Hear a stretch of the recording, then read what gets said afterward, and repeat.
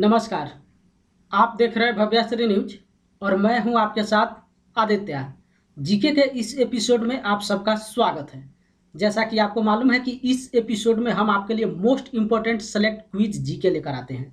यानी कि इस वीडियो में हम आपके सामने ऐसा सामान्य ज्ञान दिखाते हैं जो हर एग्जाम के लिए मोस्ट इम्पोर्टेंट होता है। चाहे आप केबीसी की तैयारी कर रहे हैं या फिर अदर किसी भी आप कंपटीशन की तैयारी कर रहे हैं, हर एग्जाम के लिए most important select quiz GK. तो चलिए स्टार्ट करते हैं। और पहला सवाल आप स्क्रीन पे देखिए। 49वीं यानी कि 49 49वीं समांतर रेखा किन दो देशों का विभाजन करती है? मोस्ट इंपॉर्टेंट वीवीआई ये जीके है। सबसे पहले तो आप समझ जाइए कि इस वीडियो में जो भी हम यहाँ पे जीके सेलेक्ट करते हैं सारा का सारा जो है मोस्ट इंपॉर्टेंट होता है।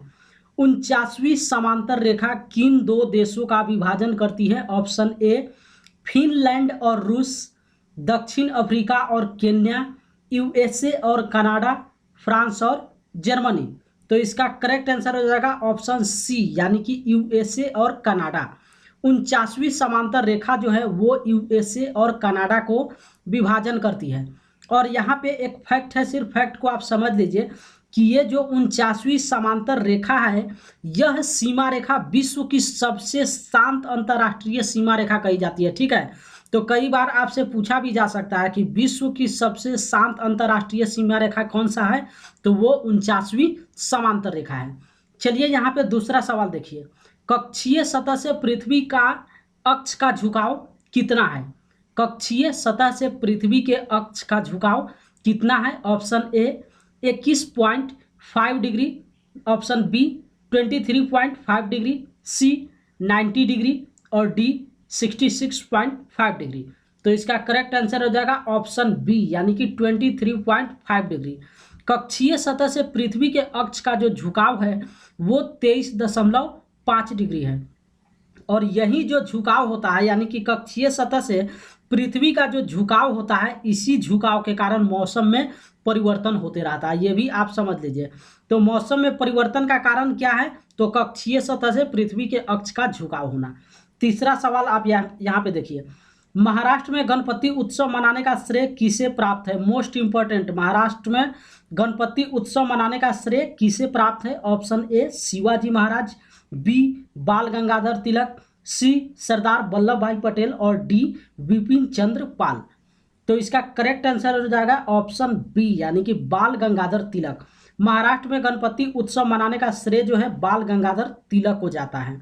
और इससे कुछ फैक्ट निकल कर आता है, उस फैक्ट को आप सिर्फ समझ लीजिए।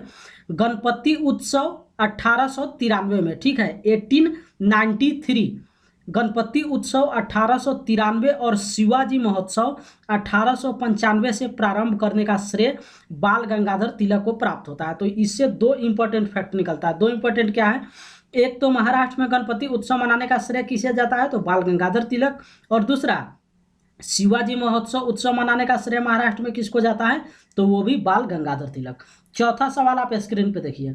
उड़ीसा का गांधी किसे कहा जाता है? मोस्ट इंपॉर्टेंट, काफी लोग जो है ये क्वेश्चन नहीं जानते होंगे। उड़ीसा का गांधी किसे कहा जाता है? Option A Gangadhar Meher, B Vishwanath Das, C Pandit Gopabandhu Das और डी सुभाष चंद्र बोस। तो इसका करेक्ट आंसर हो जाएगा पंडित गोपबंधु दास।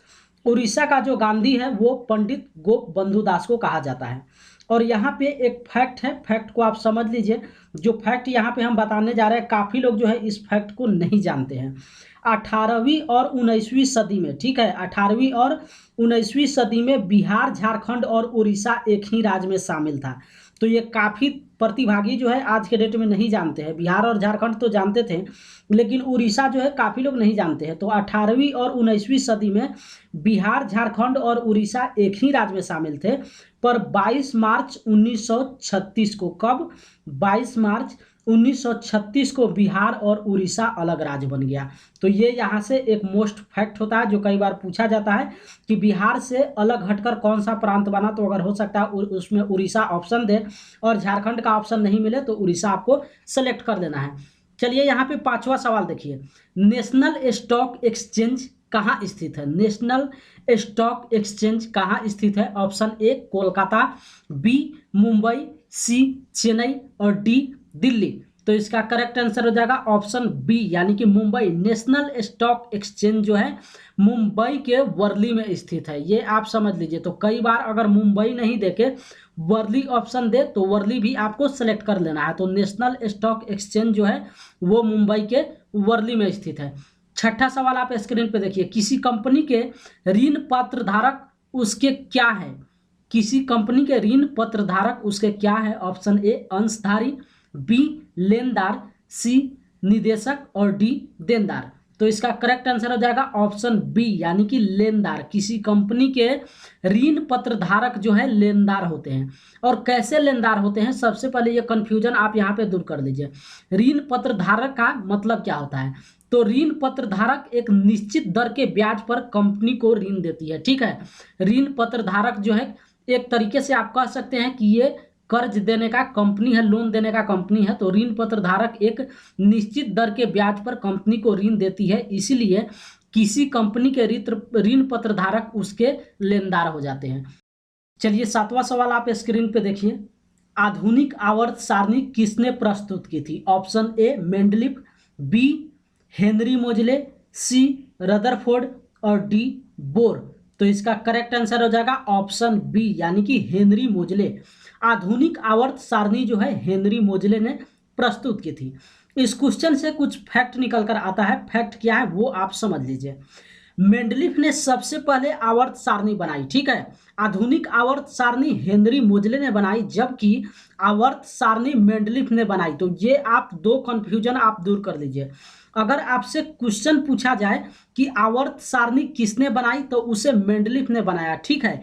लेकिन अगर वहीं आपसे ये पूछा जाए कि आधुनिक आवर्त सारणी किसने प्रस्तुत किया तो हेनरी मोजले ने प्रस्तुत किया।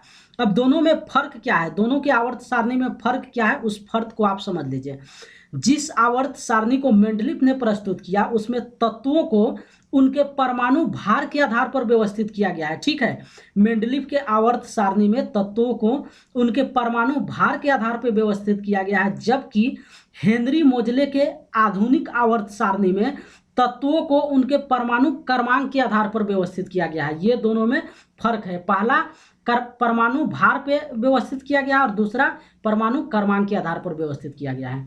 आठवां सवाल आप स्क्रीन पे देखिए, परमाणु में अवस्थित सबसे हल्का कण कौन सा है? मोस्ट इंपॉर्टेंट, परमाणु में अवस्थित सबसे हल्का कण कौन सा है? Option A neutron, B electron, C proton और डी ये सभी का भार समान है। तो इसका करेक्ट आंसर हो जाएगा ऑप्शन बी यानी कि इलेक्ट्रॉन। परमाणु में अवस्थित सबसे हल्का कण इलेक्ट्रॉन है। और यहाँ से फैक्ट आप समझ लीजिए कि जो इलेक्ट्रॉन है यह प्रोटॉन के भार का 1836वां भाग होता है, ठीक है। 1836 परमाणु में अवस्थित जो इलेक्ट्रॉन है वो प्रोटॉन के भार का 1836वां भाग होता है। नौवां सवाल आप स्क्रीन पे देखिए, डॉपलर प्रभाव संबंधित है, मोस्ट इंपॉर्टेंट है, इस क्वेश्चन को कई बार पूछा जा चुका है।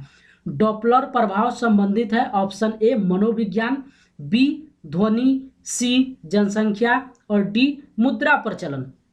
तो इसका करेक्ट आंसर हो जाएगा ऑप्शन बी यानी कि ध्वनि। डॉपलर प्रभाव जो है वो ध्वनि से संबंधित है। और इससे फैक्ट है, सिर्फ फैक्ट को आप समझ लीजिए कि ध्वनि की आवृत्ति में होने वाली आभासी परिवर्तन की घटना डॉपलर प्रभाव कहलाती है। ध्वनि की आवृत्ति में होने वाली आभासी परिवर्तन की घटना डॉपलर प्रभाव कहलाती है। चलिए यहाँ पे 10वां सवाल देखिए और इस वीडियो का आखिरी सवाल, कैमरे का कौन सा भाग आंख के रेटिना की तरह काम करता है? क्वेश्चन को सबसे पहले आप अपने माइंड में जोर डालिए और सोचिए और समझिए। इसका आंसर जो है आप ऑटोमेटिक यहाँ पे निकाल सकते हैं।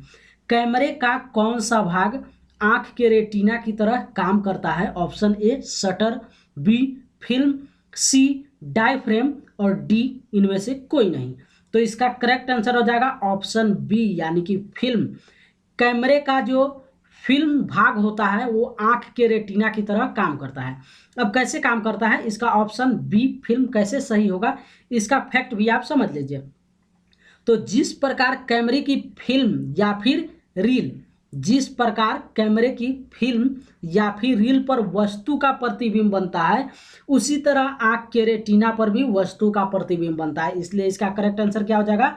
ऑप्शन बी यानी कि फिल्म। 11वां सवाल देखिए, जो इस वीडियो के आखिरी में हम दर्शक के लिए देते हैं, जो इस वीडियो को वॉच करते हैं यानी कि देखते हैं। तो जाहिर सी बात है इस सवाल का जवाब हम आपको इस वीडियो में नहीं देंगे। अगर आपको इसका जवाब मालूम होगा तो क्या कर देना है, इस वीडियो के कमेंट बॉक्स में इसका जवाब जो है जाकर आपको पोस्ट कर देना है। तो स्क्रीन पे सवाल देखिए, आपके लिए जो हम 11वां सवाल सेलेक्ट किए हैं, माउंट एवरेस्ट की खोज किसने की? मोस्ट इंपॉर्टेंट, माउंट एवरेस्ट की खोज किसने की? Option A George Everest, B John Everest, C sir George Everest और डी सर जॉन एवरेस्ट। इन चारों में से जो भी इस सवाल का सही जवाब है, आपको क्या कर देना है, इस वीडियो के कमेंट बॉक्स में जाकर अपना जवाब पोस्ट कर देना है और साथ ही साथ वीडियो को लाइक भी कर दीजिए। और अगर चैनल को अभी तक आप सब्सक्राइब नहीं किए हैं तो चैनल को सब्सक्राइब कर लीजिए। और इस तरीके से जीके के आज का एपिसोड जो है यहीं पे समाप्त होता है। फिर हम आपसे मिलेंगे नए जीके के एपिसोड में, most important select quiz GK के साथ में।